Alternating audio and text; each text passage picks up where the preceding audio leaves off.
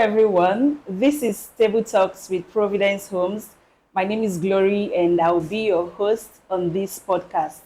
And on this episode, we have Mr. Samson Uyi, the MD CEO of Providence Homes, with us today. Round of applause for him. Really good to be here. Thank you so much, Glory, for having me on the show. Yes, so let's get straight into it. Today, we're going to be talking about your latest project. That's Providence Farm City. Okay. You know, we'll be seeing a lot about it, and I know viewers would want to hear from you. They want to understand what this particular project is all about. What's really inspired this project? Because I know you've been doing general real estate, but now Providence Farm City with a name. I know it's what inspired it. It's an amazing one. When I say amazing, in the sense that I know that we've so far been seeing a lot of farm cities flying here and there, but what really inspired this one is money. I must be honest with myself. When I say money, basically because of the kind of products that we're doing in the farm city. Maybe we'll do the other products later that people are expecting, like the cassava, the maize, and all. But what we're doing basically is cocoa plantation. And why we chose cocoa plantation is the fact that if we can recollect back then, what was actually sustaining our nation, Nigeria, was cocoa before the discovery of oil. And when the discovery of oil came in, what happened? There was a diversion away from cocoa.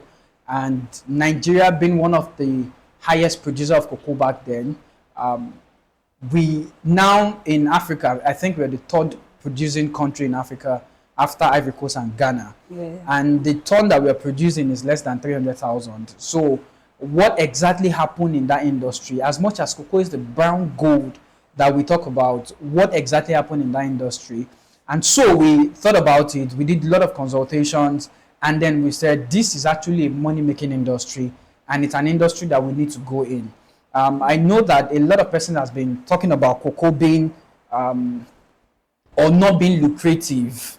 I say the fact that people actually don't understand the proceeds of cocoa or how it works. So we see farmers that are going into cocoa. If you go to Ivory Coast, go to Ghana, you see people in the cocoa industry, the farmers in the cocoa industry are quite young like me. They are farmers within their early 30s, 40s. But if you come to my country, you see farmers that are 70, 80, 60.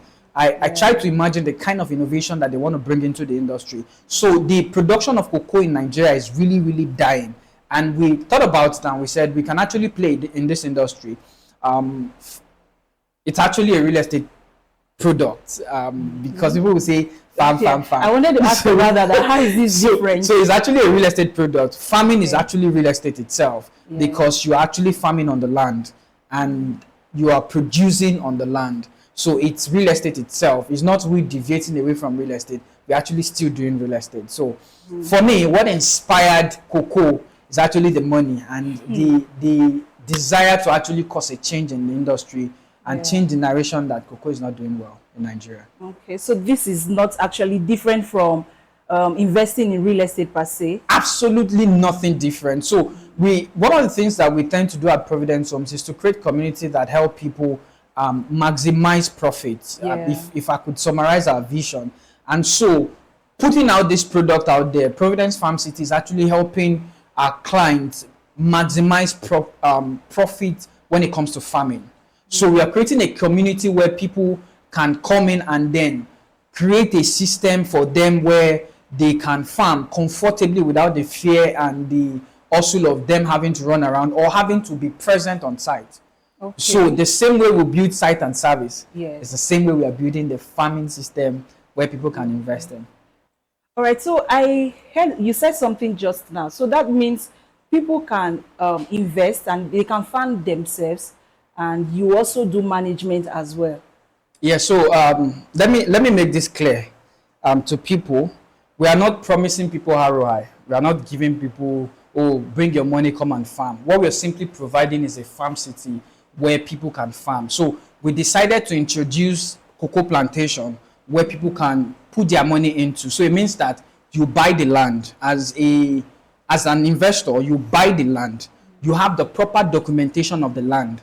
Then we let you know, oh, for this amount of cocoa on your land. For example, on 1 acre of land, you have 500 trees of cocoa and then 500 plantain suckers planted on that your 1 acre. So what we do for you is to make sure that we help you manage the system. We make sure that we take care of the farm for you. And then by your harvest period, if you want us to also help you harvest, that's if you're taking care of the farm, then we take a percentage of whatever proceed that comes from it. So we are not telling you to bring your money and then we'll help you farm. No, that's not what we're doing. Everything is clear. What Providence Farm City and Providence Home is doing is simply provide the land and the space and the security for whatever you're farming. So if you decide to manage your farm by yourself, let's say we help you plant and then you say, oh, you want to manage it by yourself, the weeding, the clearing, whatever you want to do on the side, you can decide to do that and then we leave you. We just make sure that we provide security for you. So that's basically what we are doing. So security and then water system to enhance the farming system for you to actually do well. Talking about this, so those are the amenities, the features. Are there other amenities that you plan for Providence Farm City? So Providence Farm City is actually a farm city and a resort. But we are introducing the farm city first, because that's the phase at which the project is right now. Yeah. We'll be introducing the resort later, but you start seeing the glimpse of the resort setting in the place. And one of the things that we want to do there is to have a city away from the city. So as much as we're providing security for your farm and also the proceeds that are on your farm, at the same time, we're also providing a resort setting for people. So the place would definitely look like a proper estate, a proper resort estate.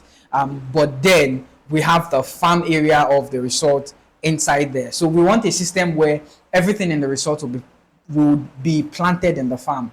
Yeah. That's the idea that we have for the place. So it's a place where you can come later in the future and then relax away from the noise of the city. I have the picture in my head right now, that's natural habitation, farm produce, everything in one space, and then you can also get to enjoy nature in its full. Exactly, definitely. It's a 400 acre, and we're still buying more. It's a 400 acre, and if you know what 400 acre is, that's like almost a city.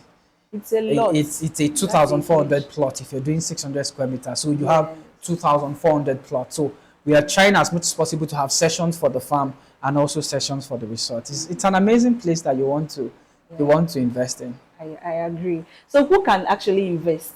Anybody can invest. If you want to make money, for me, I want to make money. That's why I'm doing cocoa. If you want to make money, currently cocoa is 10,000 in the market. If you check the price, $10,000 in the market today.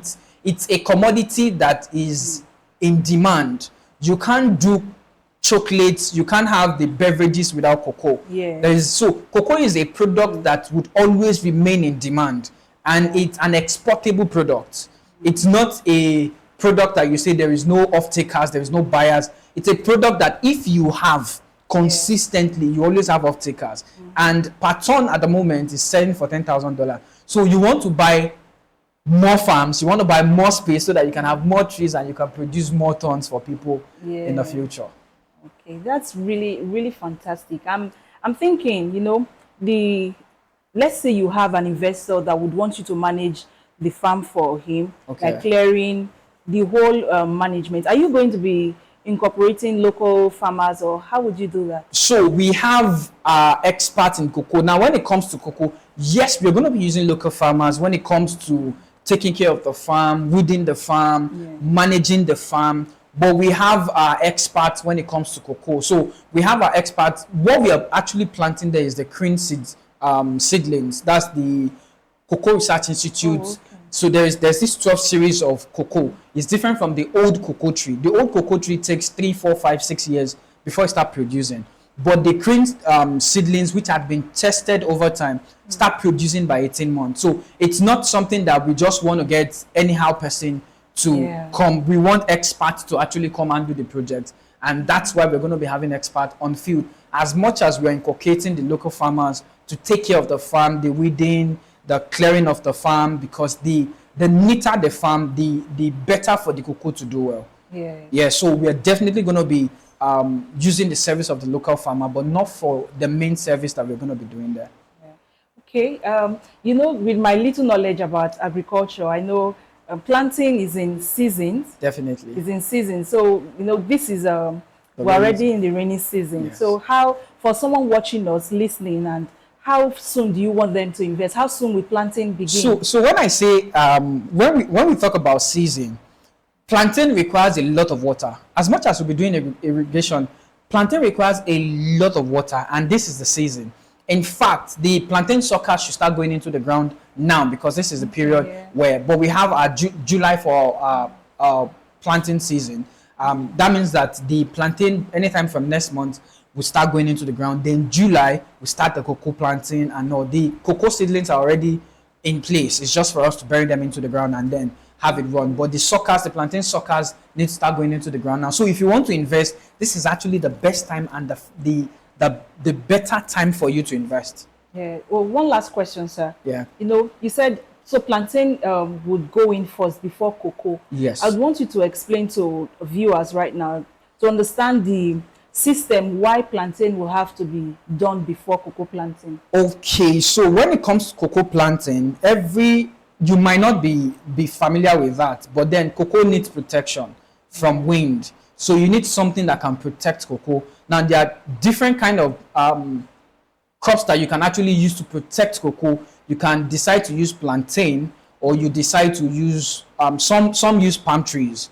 So they plant the palm trees and then plant the cocoa so that the palm tree can take the weight. But we are using plantain. So because the reason we're using plantain is we want our investors to start making money on their farm whilst they're waiting for cocoa to start Yes. producing. Because you know that plantain doesn't take that long for it to start producing. So whilst the plantain is producing, and it has a long period of 10 years for it to start producing, for it to keep producing. Yes. So for 10 years on your farm, as much as you're holding the land is appreciating in value. You're making money from your plantain every year, year in, year out, and you are also making money from cocoa. Now, the cocoa will start producing in 2 years' time. So the plantain is meant to shield the cocoa. So that's why we're planting the plantain suckers first before the cocoa.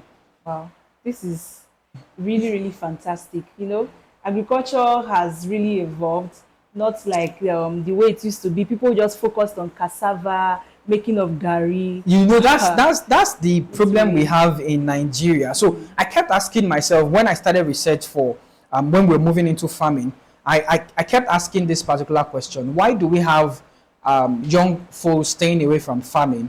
As much as we have a couple of young guys in farming, and they are really, really doing well. There are a lot of young guys doing well in farming, but I realized that we think that farming is actually meant for the old. Yes. And then because the older generations, their body can't really take what the younger generations would. So what they can produce is minimal. And that's why you have farming being done in the northern part of Nigeria. If you come to the south part of Nigeria or the west part of Nigeria, you see that you have more of the old men or the old folks going into farming, and then the younger ones are trying to do something that can make money really fast. But I tell you guys, if you really do farming really well, there are a lot of money in farming. There's a lot of money to be making in farming. As much as every business and every venture has their own challenges. Yeah.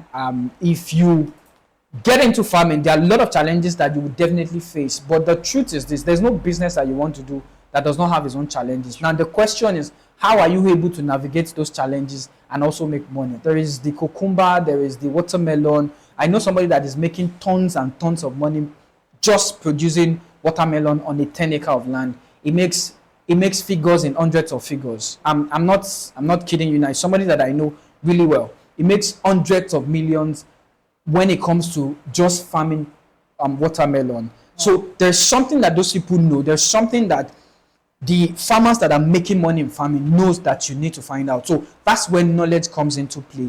One of the things that we actually made sure that we put together and put in place when it comes to Providence Farm City is knowledge. We made sure that we are working with experts, working with people that are knowledgeable, not just people that would say, oh, I can farm. People that are knowledgeable in the system of what we are going into. Yeah. That would help us to make profit. That would help us to navigate the challenges really well. So that's one thing that we've been able to do with Providence Farm City. Thank you so much. So thank you so much. Thank so you for I know you said so much, and I believe the viewers would also have gotten a lot of information from you concerning this project. and mentioning cucumber, pineapple, apples, a lot of, I know with time, all of this will come Definitely. out already. Yeah. Definitely. So this is really a good one. What's your final word for those watching us right now? For viewers out there, for people watching this podcast right now, I want to advise you, if you have somebody that you trust that can help you do that, I think is Providence Homes. We are fully ready to make sure that we get this product to be very, very successful, not just successful. Getting into farming had really opened my eyes to a lot of things. If you understand how much farming is doing and how much farm can do for our community, then it's something that everybody will want to get into. And the thing is this, you don't have to get your hands dirty. I call this the lazy farmers. You don't have to get your hands dirty. Providence Homes can actually provide everything that you need, from the planting to the monitoring to the management to the harvesting, even to the off-takers. We can actually get you that. All you need to do is to make sure that all you have to do is to make sure that you are following up on what we are doing, and we are actually going to be opening up really, really well to our investors, in the sense that you can have access to our CCTVs and see what is being harvested on your farm, see how your farm is doing so far. You can send somebody to the site to see how your farm is doing. It's not something hidden. We are not mixing your farm with another person's farm. You have a portion and the size of your land, and then you have access to it. You have your document. You know this is my portion, and you can take advantage of whatever we are doing in the system. Thank you so much. Thank you so much. Yes. I believe we've come to the end of this episode of our Table Talks with Providence Homes. And I know you that is watching, you've gained a lot of information about this particular project. So see you on our next one. Thank you very much.